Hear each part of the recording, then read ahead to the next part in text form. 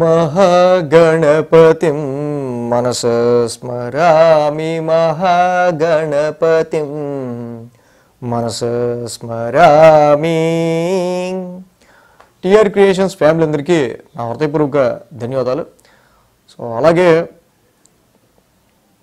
ఈ యొక్క మాసంలో సెప్టెంబర్ మాసంలో 7వ తారీఖు నుంచి 13వ తారీఖు వరకు కూడా అంటే సెప్టెంబర్ మాసం 2వ వారానికి సంబంధించి వార ఫలాలు ద్వాదశ రాశుల వారికి ఏ విధంగా ఉండబోతున్నాయి ఏంటి అనేది మనం ఇక్కడ ఈ వీడియోలో చూద్దాం ఇవాళ.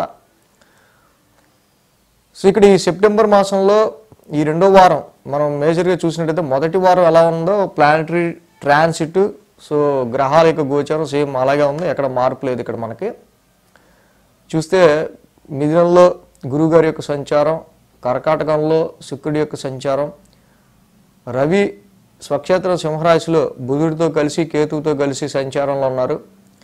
కుజుడు కూడా కన్యారాశి శత్రుక్షేత్రంలో కుజుడి యొక్క ఇక్కడ గోచారం ఉంది. కుంభరాశిలో రాహు యొక్క సంచారం జరుగుతుంది.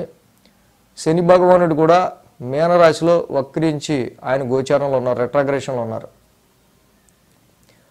మెయిన్గా ఇక్కడ మనం చూసినట్టయితే కనుక చంద్రుని యొక్క సంచారం ఈ వారం కుంభం, మీనం, మేషం, వృషభం ఈ 4 రాశుల మీదుగా చంద్రుని యొక్క సంచారం మనకి మెయిన్గా ఇక్కడ కనిపిస్తూ ఉంది. అదేవిధంగా ఇక్కడ మెయిన్గా మనం చూసినప్పుడు శని కుజుల యొక్క సమసప్తమం చెప్పుకుంటా ఉన్నాం. సో ఇది కూడా కంటిన్యూ అవుతూ ఉంది. మెయిన్గా ఈ శని కుజుల యొక్క సమసప్తమం ఆధారంగా, ఈ గ్రహాల స్థితి ఆధారంగా, చంద్రుని యొక్క గమనం ఆధారంగా ద్వాదశ రాశుల వారికి సంబంధించి ఎలాంటి ఫలితాలు ఈ వారం ఉండబోతున్నాయి ఏంటి అనేది మనం ఇప్పుడు చూద్దాం. మకర రాశి వారికి సంబంధించి చూద్దాం. మకర రాశి వారికి ఇక్కడ తృతీయంలో శని, అష్టమంలో బుధుడు 2 గ్రహాల యొక్క అనుకూలత మకర రాశి వారికి ఇక్కడ మనకు కనిపిస్తూ ఉంది. అలాగే వీరికి ఏలినాటి శని కంప్లీట్ అయిపోయి మొత్తానికి ఇక్కడ తృతీయ స్థానంలో శని యొక్క సంచారం. ముఖ్యంగా శని ఎవరో కాదు, మకర రాశికి రాశ్యాధిపతి.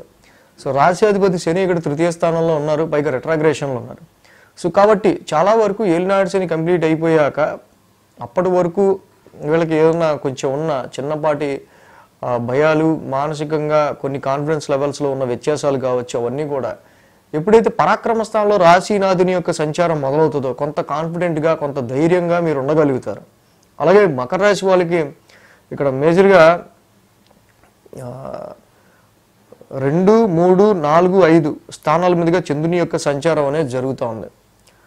మంగళ, బుధ 2 రోజులు కూడా ఈ రాశి వారికి అనుకూలమైన ఫలితాలు మనకు కనిపిస్తూ ఉన్నాయి.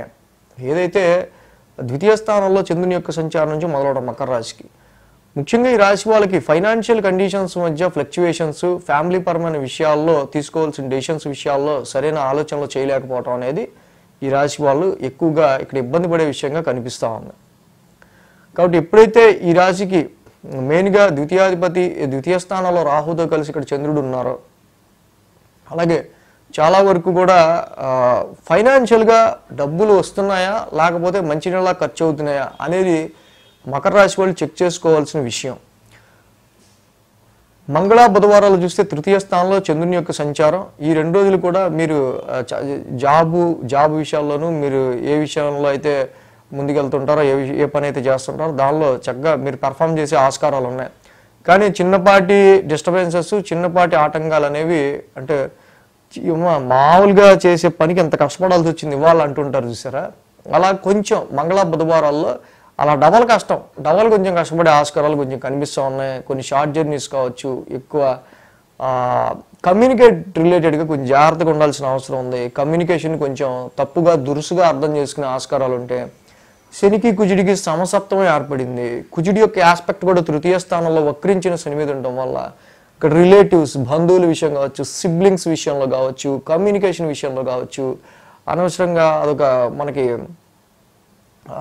రాంగ్గా అది ప్రొజెక్ట్ అయ్యే ఆస్కారాలు ఉంటాయి. మన కమ్యూనికేషన్ ఆ విషయంలో కొంచెం కేర్ తీసుకోవాల్సిన అవసరం ఉంది.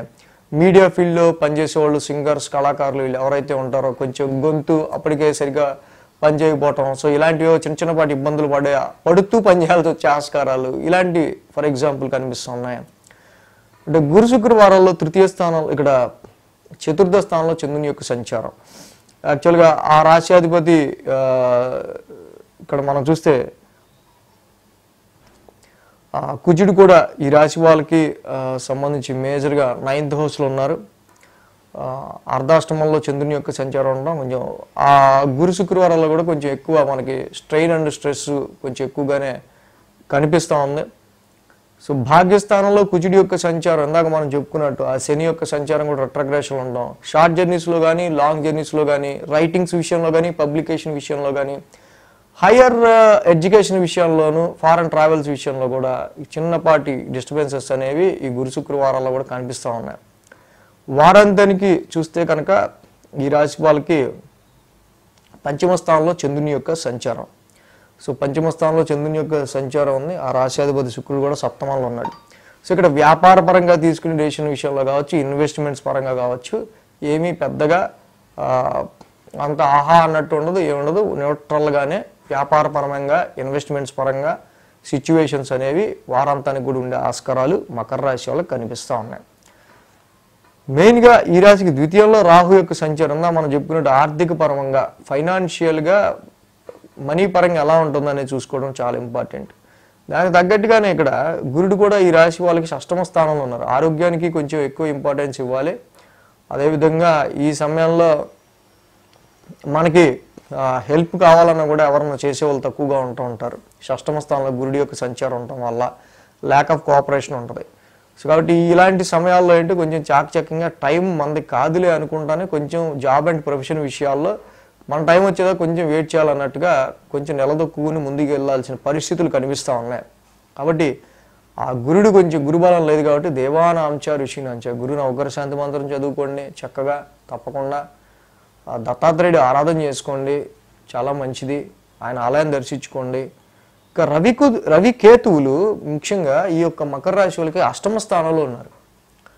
అంటే అష్టమ స్థానంలో రవికేతువుల యొక్క సంచారం ఇన్హెరిటెన్స్, వారసత్వాస్తులు కావచ్చు, జాయింట్ అకౌంట్స్లో చిన్నపాటి ఇబ్బందులు. జాయింట్ అకౌంట్స్ అంటే మనం ఇద్దరు మొగుడు పిల్లలు ఇద్దరు సంపాదిస్తుంటే ఒకళ్ళ యొక్క శాలరీ మనకి రాకపోవడం, అందకపోవడం, అదర్ సోర్సెస్ ఆఫ్ ఇన్కమ్ పరంగానో ఆరోగ్యపరంగానో చిన్నపాటి ఇబ్బందులు, ఇలాంటివి ఈ అష్టమంలో రవి బుధ కేతువుల వల్ల కనిపిస్తూ ఉన్నాయి. కాబట్టి మకర రాశి వాళ్ళకి ఈ అష్టమంలో రవి యొక్క దోషానికి రవి ద్వాదశ నామాలు చదువుకుంటా పొద్దున్నే చక్కగా ఆవు పాలు, ఆవు నెయ్యి, గోధుమ రవ్వ, అలాగే ఒక గోధుమ రవ్వ బెల్లం కలిపి కొంచెం గోధుమ పాయాసం చేసి రవి ద్వాదశ నామాలు చదువుకుంటూ సూర్యోదయం అవుతున్న వేళ రవికి నైవేద్యంగా చూపించి ఇంట అందరూ తీసుకుంటే ఆరోగ్యం అన్నీ ఉంటాయి. కాబట్టి రవి లాంటి గ్రహం అష్టమ స్థానంలో ఉండటం వల్ల అటు ఉద్యోగానికి ఇటు ఆరోగ్యానికి ఫైనాన్షియల్గా కూడా కొంచెం మనం జనరల్గా కొంచెం జాగ్రత్తగా ఉండాలి. సో అలాగే మెయిన్ ఇప్పుడు గురుడి యొక్క అతిచారం జరుగుతూ ఉంది. 1 సంవత్సరం పాటు ఒక రాశిలో ఉండాల్సిన గురుడు ఇక్కడ 6 నెలలకు ఒక రాశి మారిపోతున్నాడు. జనరల్గా జరిగేది గురుడి అతిచారం అనేది కామన్. కానీ ఇది కొన్ని వందల అలాగే 1000 సంవత్సరాల తర్వాత జరుగుతుందా అన్నట్టుగా ఇక్కడ కంటిన్యూస్గా 8 years ఇక్కడి నుంచి గురుడు అతిచారంలో ఉండబోతున్నాడు. సో ఇది చాలామందికి తెలియదు. ఇది చాలా rare subject and rare point. TR creations first sir research ఓరియంటెడ్గా ఈ గురుడి అతిచారానికి సంబంధించి వీడియో చేయడం జరిగింది. సో అది కూడా చూడొచ్చు. ఈ వీడియో కనుక మీకు నచ్చినట్లయితే లైక్ చేయండి, షేర్ చేయండి. మరిన్ని అప్డేట్స్ కోసం సబ్స్క్రైబ్ చేయడం మాత్రం మర్చిపోకండి.